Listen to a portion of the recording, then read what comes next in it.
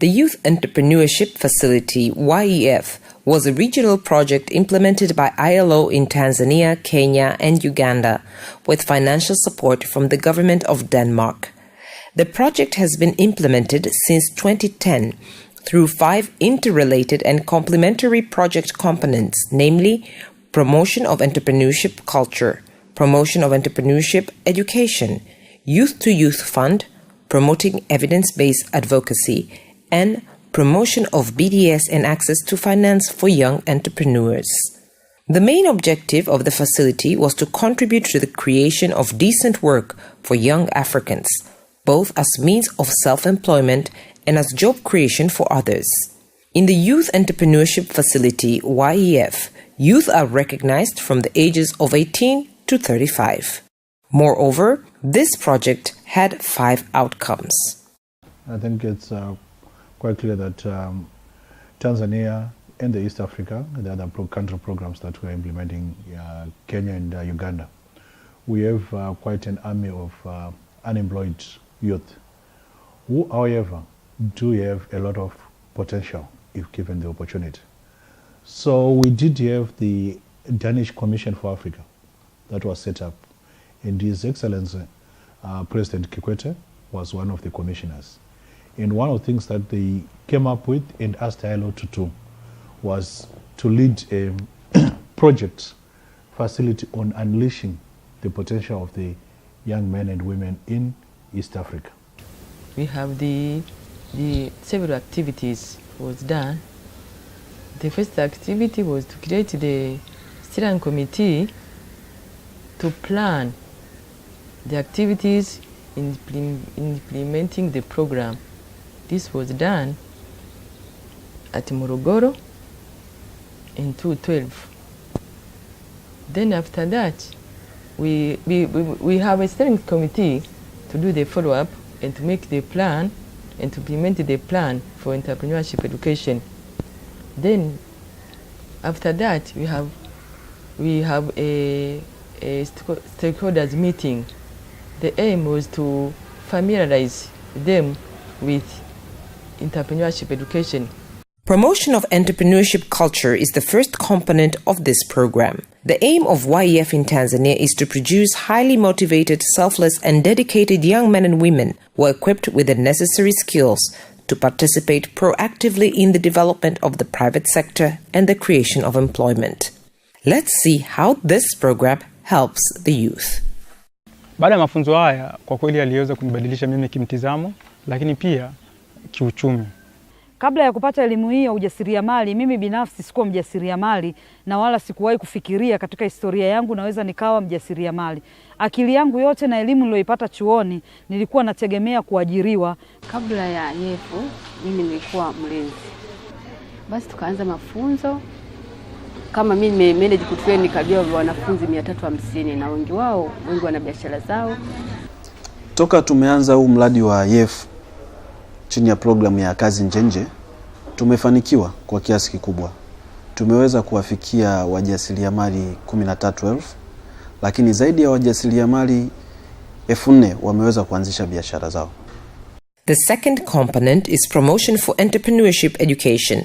The National Entrepreneurship Education EE curriculum for primary, secondary, non-formal and teacher training levels has been mainstreamed with entrepreneurship in consultation with the Ministry of Education and the Tanzania Institute of Education. Iliingizwa kwenye elimu sababu kubwa ilikuwa ni kuwasaidia vijana kuwa wajasiri, vijana waweze kuingia kwenye soko la ajira. Kwa sababu kama unavyofahamu vijana wetu wengi wanashindwa kuingia kwenye soko la ajira kwa sababu hawana zile stadi za ujasiriamali. Tulipata mafunzo Morogoro, ambayo mafunzo hayo tuliwawezesha walimu.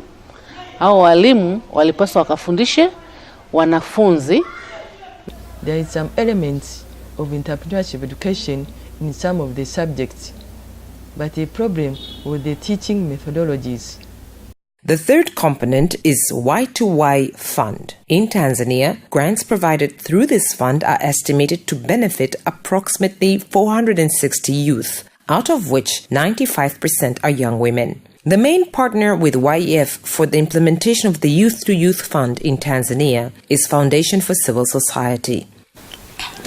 Huu mradi wetu wai umenisaidia kunipa mafunzo. Baada ya kunipa mafunzo nikajua jinsi gani ya kuitafuta ile biashara, ya kuanzisha biashara. Nimeanzisha biashara. Baada ya kuanzisha biashara toka ilikuwa ndogo, lakini sasa hivi imekuwa. Hiyo YEF imetusaidia sisi kufahamu kupiga dawa na kulima kisasa. The fourth component of the YEF project is evidence-based advocacy. The third annual evaluation clinic was conducted in September in Dar es Salaam.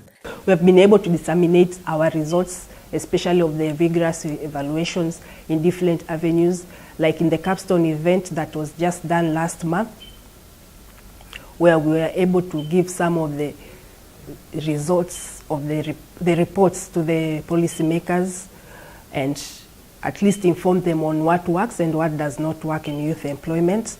We are also able to give presentation during the IYF Policy Lab in Tanzania last year, where we gave a presentation on our policy influence plan.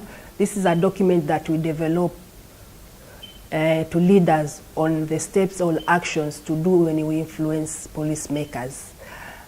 As the fifth component, YEF in Tanzania implements a youth-led business development services apprenticeship scheme for young graduates. The program uses young people to reach out to other young people through entrepreneurship, culture promotion messages, business startup and management skills, and facilitation of access to finance.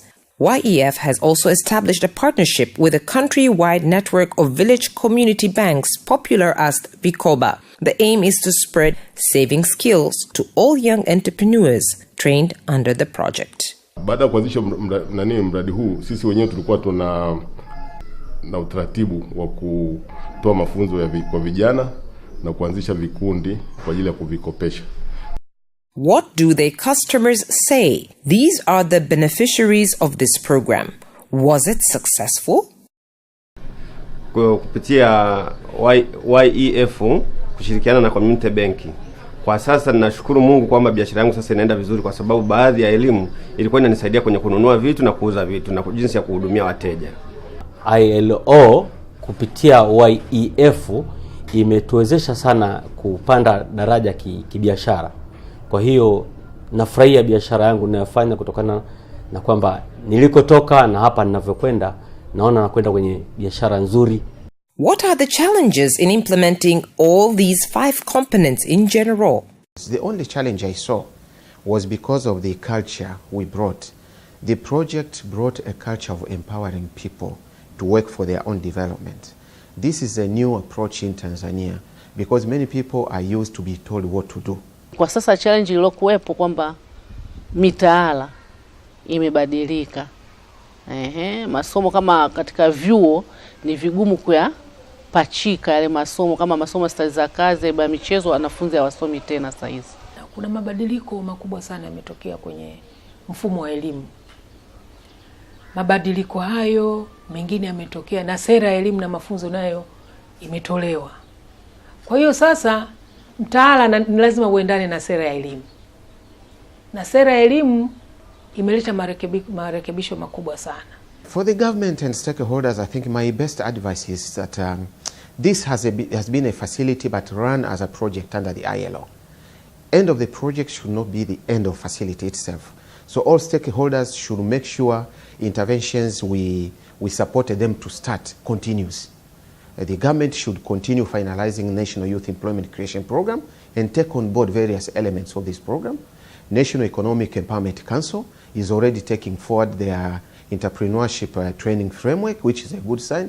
SIOB Association, they have created their strategic plan. I think the best thing they can do is to make sure this momentum does not stop. The Youth Entrepreneurship Facility, YEF, together with its components and outcomes, have been around for 10 years. And in the 10 years, YEF has brought a solution to youth in Africa, especially East Africa, to help them generate employment.